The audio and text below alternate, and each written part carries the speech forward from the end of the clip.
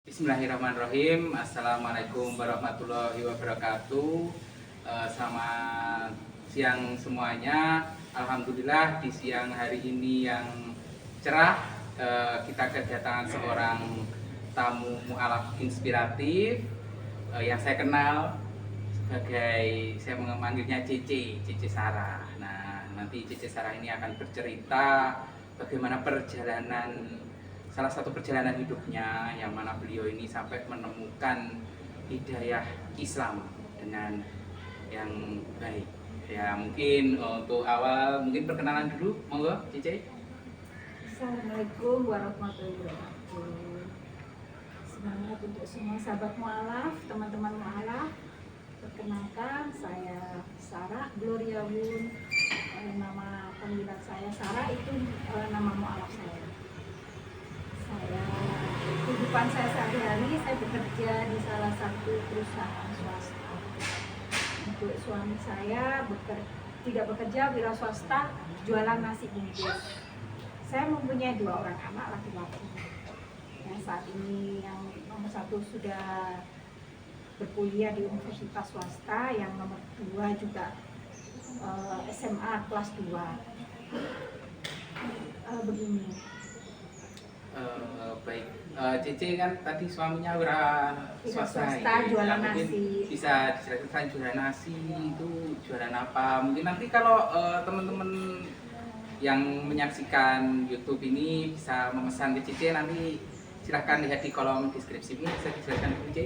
Iya, teman-teman semua, saya sehari-hari, suami saya itu jualan nasi kotak, nasi bungkus, melayani seperti itu. Juga hampers ayam bakar, ready, juga bisa PO juga sebelumnya. Mari kalau mau untuk membeli dagangan saya, bisa nanti japri saya, harganya juga bisa sesuai budget, bisi-bisi. Semuanya bisa mengikuti budget ya Ci ya berarti. Ya, alhamdulillah. Bisa. Nanti monggo mungkin teman-teman silakan hubungi di nomor deskripsi, kita membantu perekonomian teman-teman mualaf kita yang mungkin masih mengalami sedikit goncangan ekonomi tentunya, untuk bisa membantu mereka dengan cara memesan dagangan mereka. Nanti bisa diantar juga kok, bisa diantar, ada deliverynya. Baik, mungkin Cece ini dulunya adalah non muslim, mungkin bisa diceritakan Ci kehidupan dulu sebelum masuk Islam itu seperti apa, bagaimana gitu, monggo. Dulu awal mulanya saya sebelum mengenal suami saya itu Nasrani ya, muslim, bukan muslim Nasrani, Kristen. Jadi saya dulu itu aktivis gereja. Papa saya seorang pendeta, mama juga seorang aktivis gereja di salah satu gereja Surabaya, juga bekerja sebagai guru UNAS TK di salah satu gereja tersebut. Papa selain sebagai pendeta di gereja tersebut, Papa juga seorang dosen teologi sekolah pendeta. Iya, biasanya kan memang double ya C, jadi pendeta juga jadi dosen, jadi guru agama dan yang lainnya, betul, gitu kan ya C ya. Di gereja tersebut kan biasanya di gereja itu ada sekolahnya, ada sampai teologinya itu juga ada teman-teman. Jadi mungkin langsung dilanjut. Dulu saya itu di gereja, salah satu gereja saya dulu ya, saya itu sebagai penari tamborin. Saya aktif sekali, kalau ada Natalan saya selalu aktif sebagai pelatih juga di sana.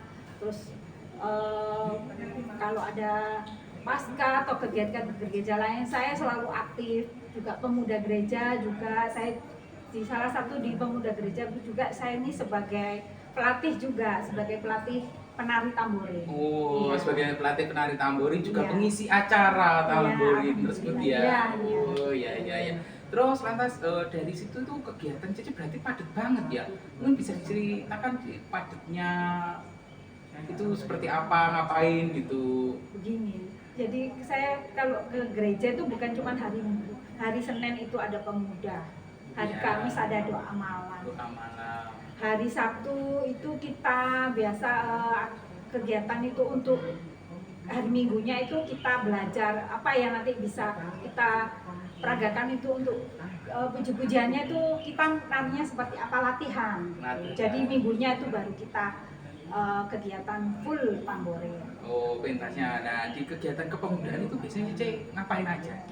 Kita biasa sering ya, saya kalau Sabtu Minggu itu luar kota Mas Andi. Oh. Ya ke Kediri kayak gitu, terus ke pelosok-pelosok gereja-gereja juga. Buat Kunjungan melatih, gereja-gereja. latih tamborin itu? Bukan buat melatih. Jadi ada perkumpulan pemuda-pemuda itu memang setiap minggunya, Sabtu Minggu satu bulan itu ada 2 kali. Sabtu Minggu itu kita selalu ke gereja ini, kunjungan ke gereja-gereja gitu. Ke gereja kayak pelosok-pelosok kayak Kediri, Jombang seperti itu. Dalam rangka kunjungan itu biasanya misi apa yang dibawa? Atau seperti di sana nanti kita ngasih bantuan, atau mungkin kalau kayak kita sekarang itu tablik kajian atau seperti apa Salah ini? satunya itu pertama awalnya juga kajian, kedua itu juga rekreasi ke tempat ibadah. Retret ya? Retreat ya. Retreat. Itu, seringnya itu seperti itu. Iya. Nah, oh berarti sudah terbiasa dengan kegiatan sosial ya, Ce ya, yang Cece emban lah, gitu ya. Salah satunya papa saya itu juga pengurus sebagai yayasan keterbelakangan mental. Juga sebagai mama saya juga pengurus sebagai panti asuhan jompo. Jadi saya sering juga dari saya kecil, dari saya tuh sekolah minggu tuh saya sudah sering diajak ke Malang, diajak ke Pasuruan seperti itu. Jadi banyak kegiatan sosial juga di gereja itu saya juga aktif. Oh, jadi Cece ini dulu memang benar-benar disiapkan juga oleh papanya mungkin untuk mengemban misi nantinya dalam ketika papanya mungkin sudah pensiun atau sudah nggak ada, itu Cece ini dipersiapkan mungkin ya untuk Salah menjadi satunya pendeta selanjutnya mungkin salah seperti satunya itu. seperti itu, tapi kenyataan hidupnya tidak seperti ini. Tapi sekarang keluarga saya kayak adik saya, suami istri juga pendeta, semua sudah disiapkan memang semuanya. Jadi memang biasanya memang kalau dalam keluarga yang Nasrani, kalau ada keluarganya pendeta itu ke bawahnya rata-rata memang disiapkan Adik-adik untuk saya penerus-penerusnya pendeta, kan? suami istri. Iya, karena kan sudah punya gereja. Jadi istilahnya itu siapa yang mau merawat gereja ini kalau tidak penerusnya kan seperti itu ya, Ci. Iya, baik, sangat menarik ya, teman-teman, sangat menarik. Nah, Cece ini dulunya juga sudah berkegiatan sebegitu padatnya di gereja, sebegitu hebatnya lah urusan sosial keterbelakangan mental beliau ada, menari tamborin, mempersiapkan pelatih tamborin sampai kegiatan-kegiatan yang mungkin masa gereja kayak kegiatan persiapan panitia Natal dan yang lainnya. Nah, yang saya ingin tahu dari sekian banyak itu proses idenya Cece ini seperti apa sih? Kok dari segitu banyaknya kan menurut saya itu nggak ada waktu ya untuk mengenal yang lain dan yang lain, tapi kok tiba-tiba gitu loh bisa dapat hidayah, mungkin bisa diceritakan awalnya. Budaya saya ini termasuk agak sulit, jadi nggak segampang saya menikah sama suami saya itu saya harus muslim dulu, enggak. Jadi saya menemukan hidayah ini setelah saya melahirkan anak kedua. Jadi proses awalnya awal saya menikah dengan suami itu saya masih sendiri-sendiri, saya masih tetap Nasrani ke gereja, suami tetap Muslim ke masjid. Dan proses-proses setelah 3 tahun kan saya punya anak tahun 2000. Sebentar, jadi pisah agama, terus nikahnya itu Ci, gimana? Jadi nikahnya itu saya 2 tempat ibadah. Jadi suami saya, kalau papa saya pendeta, kalau kamu mau menikahi anak saya, kamu harus wajib menikah di gereja. Papa saya seperti itu. Nah dulu saya kira kan suami saya mau masuk ke Kristen. Saya kira begitu karena dia mau menikah di gereja. Papa saya juga setuju karena suami saya mau menikah di gereja. Tapi sebelumnya suami saya juga bilang, oke, saya mau menikah di gereja, tapi Gloria ini juga harus menikah secara Muslim. Di KUA? Di masjid. Oh, di masjid. Ya, jadi seperti itu prosesnya dulu. Oh, ya. Berarti istilahnya menikahnya 2 kali. Ya, 2 di tempat gereja ibadah. Di gereja dulu atau di masjid? Muslim dulu. Masjid dulu. Baru ke gereja. Oh, jadi 2 kali pemberkatan. pernikahan ya. Emang kalau itu ya rata-rata memang susahnya ya gitu karena keluarga Sama-sama dia. cintanya, tapi Karena beda agama. Jadi dari awal berpacaran Cece ini sudah tahu ya kalau si suami ini muslim. Sudah tahu. Jadi awal berpacaran sudah, saya nggak lama pacaran, saya 3 bulan langsung dinikahi suami saya. 2 bulan pacaran, 1 bulan itu sudah dilamar langsung dinikahi. Jadi nggak lama prosesnya. Iya. Dan saya kira ini suami saya mau masuk ke Nasrani, ternyata beda. Alur ceritanya malah ada saya. misionarinya berarti ini. Oke, saya juga nggak ngerti. Iya. Ternyata saya yang masuk ke Muslim. Nah terus hidayahnya setelah pernikahan itu gimana sih? Setelah pernikahan itu saya 2 tahun baru punya anak. Anak saya yang pertama lahir tahun 2003 yang bernama Mas Rio. Itu saya masih tetap dengan kukuh dengan agama saya ke gereja. Terus suami kalau pulang kerja selalu bawa buku yang intinya buku itu isinya tentang nabi-nabinya orang muslim, tentang sholat-sholat, tata cara sholat. Pulang dari kerja suami itu selalu taruh di meja. Kan saya baca, mungkin suami saya sengaja atau enggak kan saya juga enggak ngerti. Tapi tetap hidayah itu belum terbuka buat saya. Saya tetap sama agama saya, kepercayaan saya. Sulit, masih tetap sulit. Iya. Setelah saya anak kedua, saya hamil lagi anak kedua. Selisih berapa tahun itu? 3 tahun. Oh, 3 tahun. Jadi dari proses anak kedua saya lahir, saya baru bisa hidayah itu terbukanya ke saya itu sedikit demi sedikit. Anak saya sudah sekolah, yang nomor 1 TK. Sama suami disekolahkan ke TK Islam Terpadu. Nah, saya kan, ya saya meskipun anak saya sekolah di Islam Terpadu, saya kan memang belum tahu tata cara saya memakai baju atau apa kan masih pakai yang lama. Jadi saya belum paham gitu, dan suami itu juga tidak membebaskan saya, dia tidak memaksa saya. Itu hidayah itu biar kamu sendiri, saya nggak mau, saya nggak memaksa. Jadi saya belajar dengan sendirinya. Jadi anak saya itu yang Mas Rio ini bilang, "Mah, saya ini malu kalau mama jemput saya sekolah, mama pakai celana pendek." Oh, jadi datang ke sekolah Islam ya? Iya, bener Mas Andi. Terus ke masjid pun itu saya nganter anak saya ngaji ke masjid ya, sore gitu habis asar. Saya tuh bukan pakai yang rok panjang-panjang, memang saya kan nggak punya. Jadi saya pakai yang saya punya, yang ada di rumah, pendek-pendek kayak gitu. Terus tapi saya mengantarnya dari luar masjid, nggak sampai anak saya bilang saya malu, sampai berbes mili anak saya itu. Kenapa? Mama kalau ngantar saya jangan pakai celana pendek ke masjid, nggak boleh pakai celana pendek. Itu aurat, Ma. Itu aurat. Apa itu aurat, Ma? Aku udah bilang gitu. Saya kan nggak tahu, nggak ngerti. Ma, nggak boleh ini, harus ada tata caranya. Anak saya padahal masih TK TKA. Dia itu sudah bisa seperti Pak Ustadz ngomong. Masya Allah. Jadi dari kecil anak ini sudah dididik muslim sama bapaknya. Ya. Nah, terus habis itu papanya nggak bisa menarik saya ke muslim. Anak saya inilah yang saya bisa jatuh cinta, jatuh hati sama, saya bisa masuk ke muslim ini karena anak saya nomor 1. Sampai saya bisa, hati saya ini bisa terbuka. Terus saya, "Ma, kenapa sih Mama kalau ibunya teman-temanku itu sholatnya itu sehari itu 5 kali, Mama kok nggak pernah sholat?" Terus saya pokoknya sering anak saya itu bertanya gitu. Terus tak bilang, "Mama ini beda, ajarannya itu Mama seperti ajaran Oma," tak bilang, "seperti ajaran nenek Oma, Agustin," tak bilang gitu. "Tapi nggak boleh gitu, Ma, kan saya ini agama saya ini Islam, kenapa Mama kok Kristen? Papa aja Islam, kenapa Mama nggak sholat?" Dari situ saya belajar pelan-pelan. Dari Terus buku-buku yang dikasih suami saya, akhirnya saya buka sedikit demi sedikit hidayah itu dari anak saya.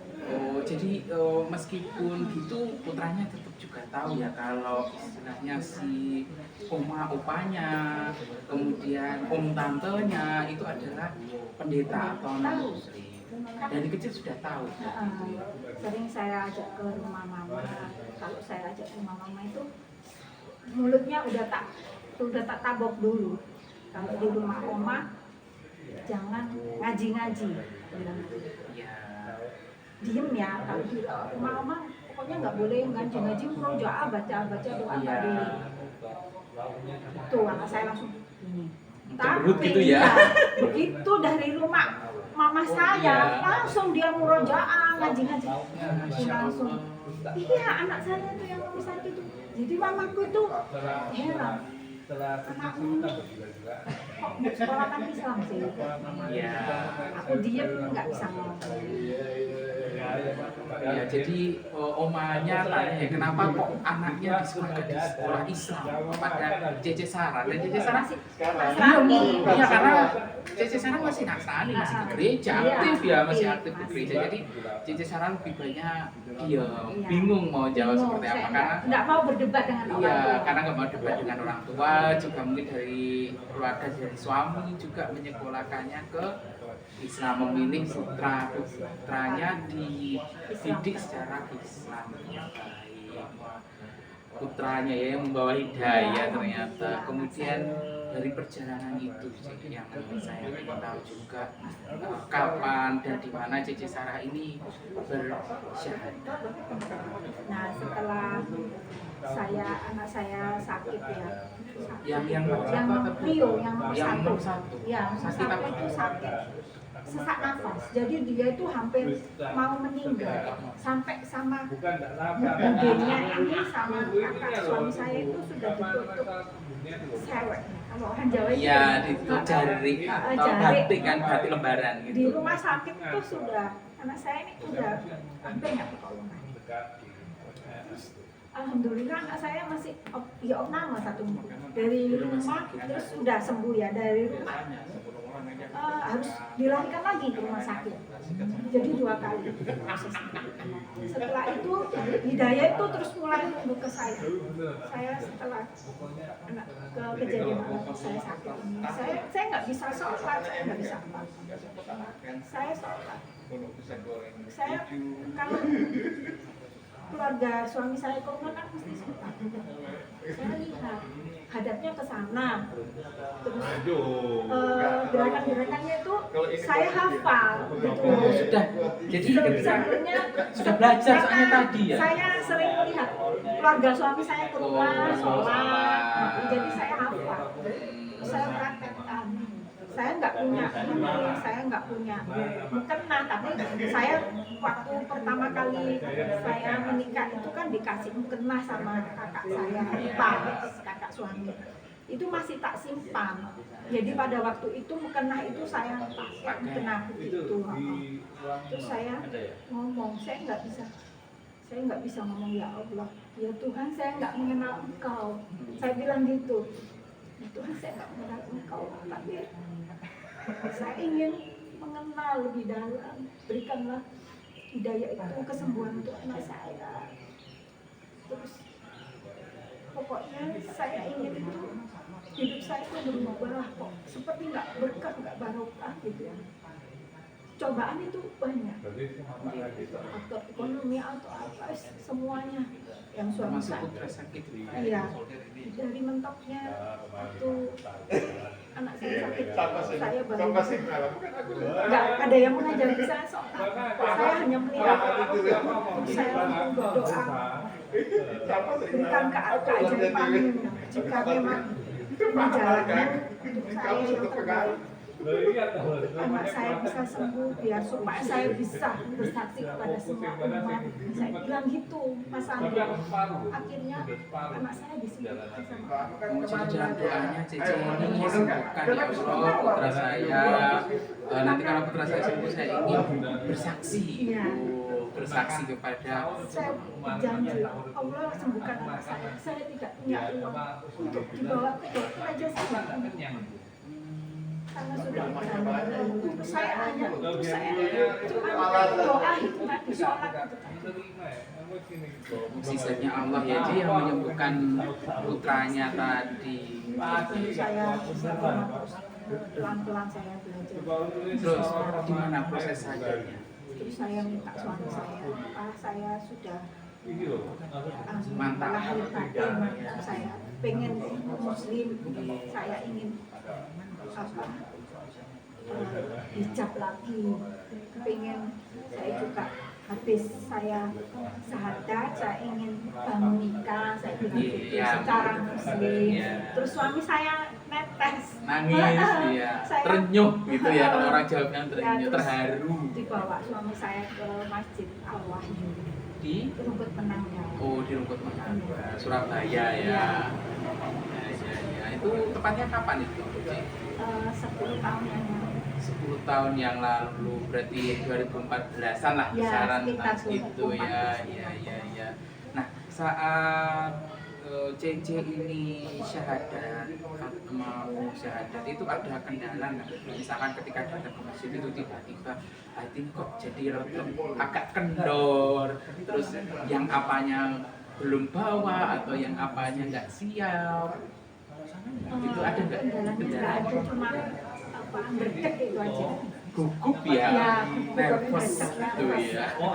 Karena saya juga nggak menyangka di sana itu ternyata saya itu disambut jemaatnya banyak. Jadi saya tuh makanya itu gugup saya. Nggak terbiasa. Iya, kok segini banyak Pak, aku ya bilang gitu. Kan saya pengennya diem-diem aja ya. Biar keluarga saya nggak tahu, maksud saya seperti itu. Kok malah ada wartawan dari Nurul Hayat, wartawan dari mana-mana. Terus saya dari situ keluarga saya itu tahunya saya alat ikrar itu dari baca tabloid itu ya, media massa. Mak ini loh mak, Lia ini Luria ini loh sudah muslim ternyata ini loh mak. Itu ya memang rata-rata maaf juga ya buat teman-teman yang masih nggak tahu masjid atau apa, mungkin kalau mau ada mualaf yang syahadat lebih baik ditanyakan dulu apakah mualaf ini bersedia dipublis, karena mungkin yang namanya mualaf ini masih sembunyi-sembunyi dari keluarganya mungkin, karena yang mualaf ini kadang itu punya rasa malu kalau mau menghadapi orang banyak, itu malu bagi dia. Jadi lebih baik memang harus ada saksi ya beberapa orang dan nggak harus sebanyak itu mungkin. Jadi ini juga sedikit masukan buat para takmir atau lembaga-lembaga yang mungkin bisa mensyahadatkan dan yang lainnya seperti itu, karena ya tadi maafnya malu dan akhirnya terjadi perdebatan di keluarga ya. Baik, jadi setelah syahadat itu akhirnya keluarga ini tahu kayak aja ya, karena seperti ini lingkungan kita juga jamaah di gerejanya papa mama dan juga lingkungan CC, pertemanan CC yang apa tadi penari taburin dan kepemudaan, kemudian sosial apa itu tadi sosial yang keterbelakangan mental ya seperti tahu itu responnya mereka gimana Cik? Memusuhi CC atau sudah nggak mau berteman dengan saya, jadi saya sudah putus hubungan sama nomornya di blok itu. Relasi dari gereja semua, saya sudah tidak berhubungan dengan saya. Tidak mau. Ya, tapi saya satu, saya ingin dikuatkan sama Allah. Ya Allah, mungkin ini sudah jalan saya. Jadi saya harus benar-benar full sama keluarga, sama anak suami saya itu benar-benar harus full.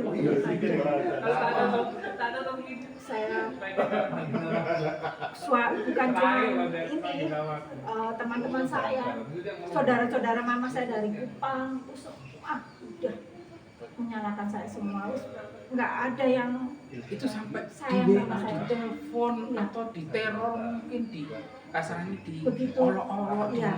Di maaf kata kasar mungkin keluar itu saya sampai diusir sama sama saya datang ke rumah. Iya, saya bawa anak-anak saya kakakku yang masih kecil sama Mas itu. Iya. Rumah saya sama mama itu ya deket lah, jadi saya itu jalan. Satu perumahan gitu ya. Saya jalan. Memang saya kan belum bekerja. Anak saya kedua itu saya belum bekerja, masih anak saya baru. Saya nggak punya uang. Maksud saya kesan itu saya ingin saya nggak usah makan, biar anak saya yang makan minta nunjuk ke mama. Saya di sana malah saya diomelin, apalagi ada bom Bali lah. Oh, iya iya Ada iya. bom Bali itu saya masuk Awal-awalnya itu ya. di situ malah perut dan gonta dengan keluarga saya. Bom Bali diusir. 2 berarti itu ya? Ya. Mungkin bukan yang pertama, Yang yang bukan pertama yang pertama, 2000 yang berapa itu ya, Ya, sebelumnya? bom Bali 2. Itu saya diusir sama karena saya sudah masuk Awal Muslim, saya sudah sholat, punya mukena. Datang keanakan berarti dari dalam awal. Iya. Begini, Saya nggak punya apa-apa. bukannya kecil Saya ya, semua permainannya ilmu waktu itu marketing. masih ada bemo ya, saya jalan kaki sama anak saya masuk lorong-lorong itu sama bawa anak saya dulu. Saya itu punya uang sebulan naik bemo, saya langsung ke rumah kakaknya suami saya masih keluar kota. Saya kan HP nggak punya, jadi mau hubungi suami saya nggak bisa. Jadi nunggu suami saya pulang baru saya tahu kalau keadaan saya sama anak itu baik-baik saja. Memang dulu memang kita masih belum punya apa-apa ya. Iya, iya. Jadi saya nggak punya apa-apa. Saya lari ke rumah kakak ipar saya. Dia welcome sama saya. Jadi saya pikir di situ. Yang membimbing saya itu kakak ipar saya. Jadi ya Allah, Masya Allah ceritanya ini sampai ya kebanyakan ya. Anak saya beda-bedakan dengan Anak adik-adiknya Cece, kakak atau adiknya Cece ya, sepupunya lah. apalagi kakak saya sama saya kalau mama saya itu masih punya kasih anaknya untuk masih dikasih nggak punya namanya saudara tega Ibarat kata dibuang, benar-benar dibuang. Wis, biar nggak bisa makan ya sudah biar lah biar gitu Pak. Pengaruhnya dari kakak-kakak saya. Ya, terus tapi akhirnya lambat laun bisa menerima atau tidak. Belum sampai meninggal pun bisa menerima. Mama, kalau papa saya sudah bisa menerima. Papa ya malah biasanya rata-rata di mama yang bisa nerima duluan, papa yang enggak. Papa saya nih sudah tahu kalau saya muslim, sudah bisa menerima. Dan maksudnya saya kan jadi lebih baik anaknya. Jadi papa saya senang setelah saya masuk muslim kan saya bekerja. Nah, tapi kak berhijabnya nggak di depan orang tua saya Mas Andi. Kalau saya main ke rumah, hijab ini saya copot. Di depan pagar. Iya. Jadi berangkat ini pakai hijab. Iya. Di depan pagar dicopot rumah, dulu. Mama saya copot. Tapi saya ketahuan kakak saya yang itu perempuan. Yang tega tadi ya. Iya. Ketahuan cici saya itu. Ya, makin parah, marah-marah lah. Sekarang dia sudah berhijab, pisaunya keras, garis keras. Aduh, tapi saya tetap sabar, meskipun saya diomeli, saya tetap menghargai orang tua saya. Saya tetap nggak pernah saya debat gimana tentang agama Islam sudah saya diomeli dari saya keluar. Masya Allah sabar banget kan Cece ini ya. Nah, terus setelah itu Cece setelah muslim itu Cece itu kan kalau Cece habis muslim itu Mas kan harus belajar ya, banyak yang belajar sholat, belajar baca Quran, belajar tentang fikih-fikih Islam. Nah itu gimana sih kendala atau gimana prosesnya Cece sampai belajar sampai bisa ini bisa diceritakan. Kalau untuk sholat itu saya sudah bisa ya diajari sama saya. ngajarin malah Iya, putranya. doa-doa itu kan waktu sekolah kan SD juga kan sekolahnya muslim. Jadi saya itu diajari doanya seperti ini Mbak, dituntun sama anak saya yang nomor 1. Kalau untuk sholat, untuk bacaan-bacaan seperti itu saya sudah bisa. Tapi untuk baca Quran saya pernah juga belajar, kepingin ya. Saya kepingin kalau habis ngaji, habis sholat itu terus saya kepingin bisa ngaji seperti orang-orang yang lain. Iya. Saya itu terus anak saya kan sama papanya didatangkan guru ngaji. Nah itu kan mesti saya lihat. Saya juga ikut, pernah saya ikut Iqra 1 sudah bisa. Menganjak Iqra 3 itu kan sudah gandeng-gandeng. Iya. Ya itu saya tidak bisa. Akhirnya saya putus asa. Tapi saya tidak langsung los, tidak mau baca Quran gitu. Nah, saya masih tetap punya semangat. Saya beli Al-Quran yang terjemahan, yang Al-Quran pena. Oh yang Akan pena pen. bisa bicara itu ya, Jadi- ditombolin di mana nanti dia Ya, baca. jadi setelah sholat itu selalu saya Ngikutin itu ya bacaannya ya. Mas Andi. Tapi alhamdulillah meskipun saya tidak bisa baca, kan saya mendengar dan melihat terjemahannya. Ya. Saya jadi hafal. Alhamdulillah. Jadi hafal. Jadi itu bisa menjadi salah satu metode Semangat. untuk menghafal Nah, Quran. iya. Kita tidak bisa baca tapi kita bisa mendengar dan menghafal. Jadi ya teman-teman CC ini memang terkendala mungkin dalam bidang apa ya, belajar baca Quran. Tapi masya Allah semangatnya beliau ini sampai membeli Al-Quran yang pena untuk beliau mau baca gitu, bisa sedikit-sedikit menghafal. Masya Allah, benar-benar. Jadi itu Cici kan setelah itu kan setelah mualaf itu kan Cici di lingkungan teman tadi ini, jadi itu Cici belajar dengan putranya, juga dengan kakak iparnya. Nah, yang saya juga mungkin pengen tahu adalah perkenalan Cece dengan Rumah Singgah Mu'alaf. Teman-teman di Rumah Singgah Mu'alaf ini seperti apa? Gimana kok bisa akhirnya berkenalan dengan teman-teman ini? Dulu awalnya Rumah Singgah Mu'alaf itu saya mengenalnya di Nurul Hayat.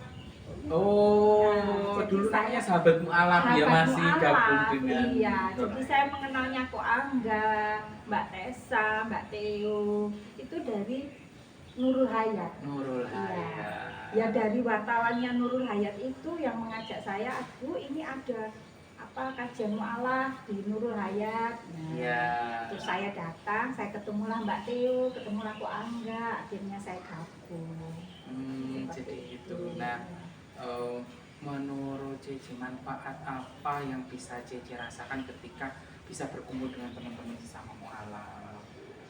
Luar biasa. Saya senang sekali.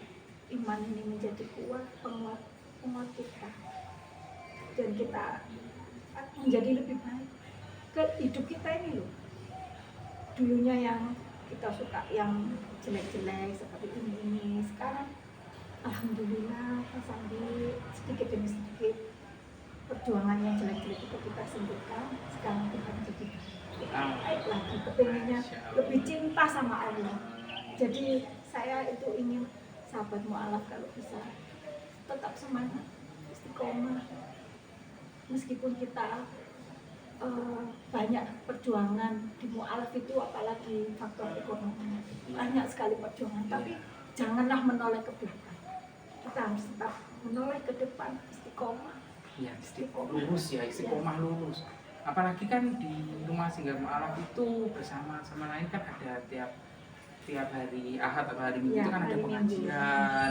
Nanti juga ada mungkin event-event ya Ci ya, Ya. kayak mungkin saat Ramadan, menjelang Ramadan itu kan kemarin ada pesantren kilat ya Ci Ya. ya. Cici ini juga salah satu panitianya ya. Jadi teman-teman ini salah satu panitianya yang mungkin beliau dulu dapat ilmu organisasi ya, Dari ilmu papa. dari papanya Gereja. jadi itu tidak dihilangkan begitu masuk Islam, malah dikembangkan untuk memberdayakan teman-teman sesama mu'alafnya. Alhamdulillah.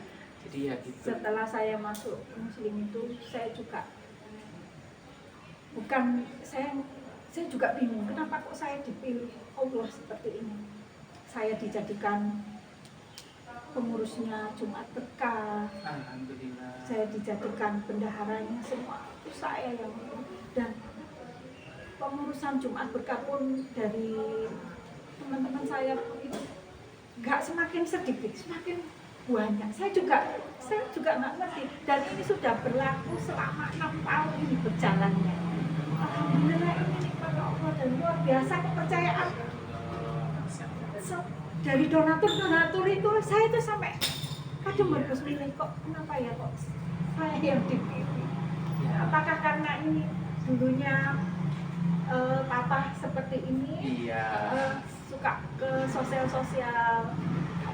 menurut saya tuh. Ya, jadi memang ini ya, Allah itu menyiapkan umatnya itu Masya Allah luar biasa. Jadi JJ dari dulu sudah disiapkan dengan diajak papanya berbagai macam organisasi, berbagai macam kegiatan sosial, berbagai macam kegiatan serangkaian di dalam gereja itu.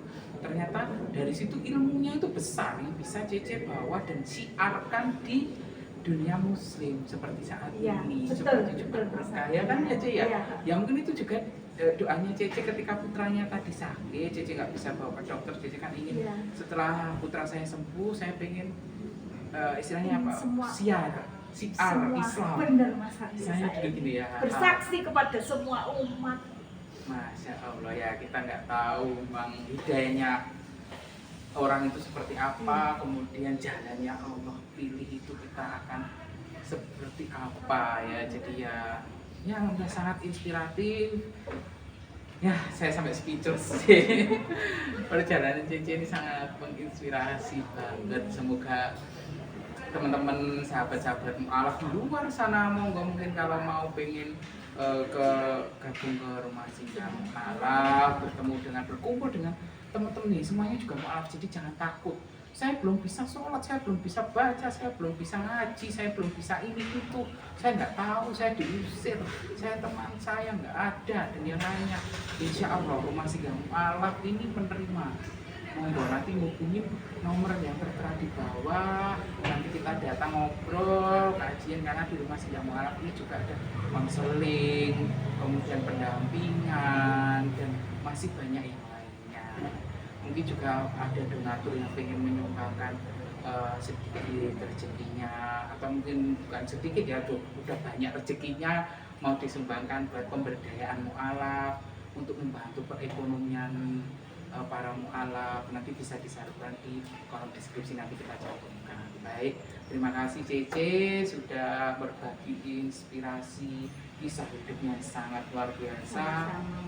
Terima kasih juga buat para sahabat-sahabat mu'alaf, teman-teman yang di luar sana yang sudah menyaksikan YouTube ini. Terima kasih. Sebelumnya jangan lupa subscribe, like, dan komen ya. Terima kasih. Akhirul kata, wassalamualaikum warahmatullahi wabarakatuh. Aku nangis tuh,